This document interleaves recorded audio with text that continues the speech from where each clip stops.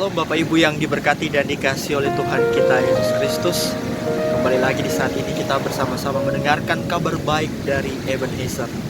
Dan untuk itu sebelum kita membaca dan merenungkan sabda kebenaran firman Tuhan, mari di saat ini kita berdoa. Terpujilah Engkau ya Allah Bapa, Allah yang selalu menjaga dan memberkati kehidupan kami. Terima kasih untuk segala penyertaan bagi kami semua. Kasih sayang-Mu, lindungan-Mu dan berkat-Mu terus dapat kami rasakan. Dan di saat ini Bapa, di tengah-tengah kehidupan kami ingin membaca dan merenungkan sabda kebenaran firman-Mu. Sebelum itu Bapa, kami mohon kepadamu, berkatilah hati dan pikiran kami. Biarlah sebentar ketika kami membaca dan merenungkan sabda kebenaran firman-Mu, firman-Mu itu dapat terpatri di dalam hati sanubari kami, menjadi kekuatan baru bagi iman percaya kami, menjadi lentera baru bagi jalan-jalan yang akan kami jalani. Hamba-Mu ini Bapa yang penuh dengan begitu banyak kekurangan, karena keterbatasan dan keberdosaan hamba-Mu, kami mohon Bapa untuk bungkus hamba-Mu dengan kuasa Roh Kudus-Mu. Biarlah sebentar ketika kata-kata yang keluar dari mulut bibir hamba-Mu ini adalah betul-betul firman yang ingin Engkau beritakan kepada kami semua. Berfirmanlah ya Allah Bapa dari tempat-Mu yang paling kudus, karena di saat ini kami semua telah siap untuk mendengarnya. Amin. Bapak Ibu yang diberkati dan dikasihi oleh Tuhan kita Yesus Kristus, pembacaan kita di saat ini terambil dari Matius pasal yang kelima, ayat yang ke-13 hingga ayat yang ke-16. Matius pasal yang kelima, ayat yang ke-13 hingga ayatnya yang ke-16. Firman Tuhan berkata, garam dunia dan terang dunia. Kamu adalah garam dunia. Jika garam itu menjadi tawar, dengan apakah ia diasinkan? Tidak ada lagi gunanya selain dibuang dan diinjak orang. Kamu adalah terang dunia. Kota yang terletak di atas gunung tidak mungkin tersembunyi. Lagi pula, orang tidak menyalakan pelita lalu meletakkannya di bawah gantang, melainkan di atas kaki dia, sehingga menerangi semua orang di dalam rumah itu. Demikianlah hendaknya terangmu bercahaya di depan orang, supaya mereka melihat perbuatanmu yang baik dan memuliakan Bapa-Mu yang ada di sorga. Bapak Ibu yang diberkati dan dikasihi oleh Tuhan kita Yesus Kristus, sedemikian jawab pembacaan Alkitab kita. Yang dikatakan berbahagia ialah mereka yang mau mendengarnya dan melaksanakannya di dalam kehidupan sehari-hari. Bapak Ibu yang diberkati dan dikasihi oleh Tuhan kita Yesus Kristus, di tengah suara sirat ombak serta hembusan angin saat ini, saya ingin mengajak kita mencoba bersama-sama berefleksi berdasarkan firman Tuhan yang telah kita baca dan dengarkan secara bersama-sama. Dan itu saya ingin memulai dengan sebuah pertanyaan.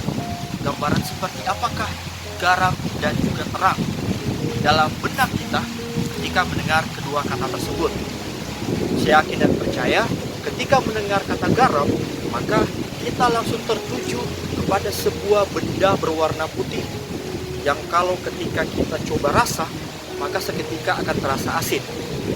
Ketika mendengar kata terang, maka sedemikian otak kita akan langsung menuju kepada situasi di mana ada kegelapan, lalu kemudian muncul sebuah cahaya, dan dengan demikian kita mengatakan bahwa itu adalah terang. Nah, Bapak Ibu yang diberkati dan dikasihi oleh Tuhan kita Yesus Kristus, itu adalah gambaran tentang garam dan juga terang. Garam dan terang punya identitas yang membedakan dirinya dengan lingkungan yang ada di sekitarnya. Garam tidak bisa menjadi rasa manis. Garam pasti harus menghasilkan rasa asin. Terang tidak bisa menjadi kegelapan. Terang harus menghasilkan sebuah cahaya. Itu berarti gambaran sebuah identitas yang harus terus-menerus dimiliki oleh orang-orang percaya. Sebuah pesan yang ingin dikabarkan, yang ingin diberitahukan oleh Tuhan Yesus kepada orang-orang yang mendengarnya, bahwa kita harus punya identitas di tengah-tengah situasi kondisi dunia yang terus-menerus berubah saat ini. Tentang orang-orang percaya kepada Tuhan adalah orang-orang yang punya prinsip di dalam kehidupan yang mereka jalani. Mengapa? Karena orang punya tugas untuk terus dapat terasa dan terlihat di dalam kehidupan kita sehari-hari. Pertanyaan selanjutnya adalah, lantas seperti apakah tugas dan tanggung jawab untuk dapat terus terasa dan terlihat? Bagaimana caranya kehidupan yang kita jalani terus dapat terasa dan terlihat seperti itu? Firman Tuhan adalah pembimbing kita, menuntun langkah hidup kita, menuntun setiap tindakan dan perbuatan kita. Sehingga ketika kita terus-menerus merenungkan firman Tuhan di dalam kehidupan sehari-hari kita, maka dengan demikian kita dapat melakukan tugas tanggung jawab kita, yaitu untuk melanjutkan misi Tuhan Yesus Kristus. Jadi permasalahan di dalam kehidupan kita saat ini adalah apakah kehidupan yang kita jalani telah menunjukkan bahwa diri kita terus menerus memberikan cita rasa ataupun memancarkan cahaya. Jangan-jangan kita terjebak di dalam sebuah rutinitas yang menuntun kita ke dalam sebuah zona nyaman. Kita terbiasa ketika ada orang yang melakukan tindakan kejahatan kepada kita, maka kita dengan mudah untuk membalas kejahatan itu bahkan lebih parah. Kita terbiasa untuk mendendam terhadap berbagai macam kesalahan yang dilakukan oleh orang lain. Kita dengan mudah untuk menilai kesalahan yang dilakukan orang lain. Bapak Ibu yang diberkati dan dikasihi oleh Tuhan Yesus Kristus, lantas apakah kita telah menjadi garam dan terang itu sendiri? Padahal pada hakikatnya, ketika kita percaya dan yakin kepada Tuhan kita, maka dengan sendirinya kita telah menjadi garam dan terang. Tetapi rutinitas serta kehidupan dunia menuntun kita untuk mengikuti apa yang dunia mau. Lama-kelamaan kita sama seperti apa yang dikatakan oleh Tuhan Yesus, menjadi tawar dan juga tidak kelihatan. Sehingga kehidupan yang saat ini sedang kita jalani, iman percaya yang kita sedang miliki, tidak memberikan dampak apapun, baik malah bagi kehidupan kita, baik bagi kehidupan keluarga kita, bahkan bagi kehidupan orang-orang yang ada di sekitar kita. Bapak Ibu yang diberkati dan dikasihi oleh Tuhan Yesus Kristus, mari kita berdoa. Terpujilah Engkau ya Allah Bapa, Allah yang terus menjaga dan memberkati kehidupan kami. Terima kasih untuk sapaan firman yang telah kami dengar. Biarlah Bapa Engkau terus menuntun langkah hidup kami dalam kehidupan kami sehari-hari, untuk kami dapat terus menjadi garam dan terang, baik melalui setiap tindakan, perilaku, serta perkataan dan perbuatan kami. Sehingga Bapa, ketika kami dapat terus menjadi garam dan terang dunia, kami dapat memberkati orang-orang yang ada di sekitar kami. Dan daripadanya Bapa, nama-Mu saja yang terus akan dipermuliakan. Terima kasih banyak Bapa. Di saat ini pula kami ingin berdoa bagi kehidupan kami sehari-hari. Engkau terus memberkati kehidupan kami, keluarga kami.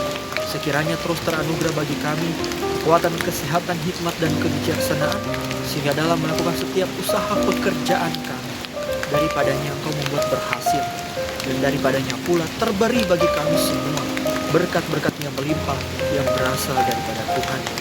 Bapa, di saat ini pula ketika kami berada dalam kelemahan tubuh karena sakit yang boleh kami rasakan, Bapa yang baik, kami yakin dan percaya kesembuhan yang sejati, tabib agung kami, dokter samawi kami. Untuk itu Bapa kami mohon, sembuhkanlah kami Bapa, sentuh bagian yang saat ini sedang kami rasakan, sembuhkanlah itu Bapa. Pakai obat-obatan, pakai makanan dan minuman, pakai tindakan medis maupun tradisional, pakai pendampingan dari orang-orang yang sangat menyayangi kami untuk mendatangkan kesembuhan yang sejati kepada kami semua. Sehingga daripadanya Bapa, kami dapat terus merasakan bagaimana kasih setia Tuhan yang tidak pernah meninggalkan kehidupan kami. Dan di saat ini Bapa, terbentang di hadapan kami tahun 2022, tahun rahmat-Mu.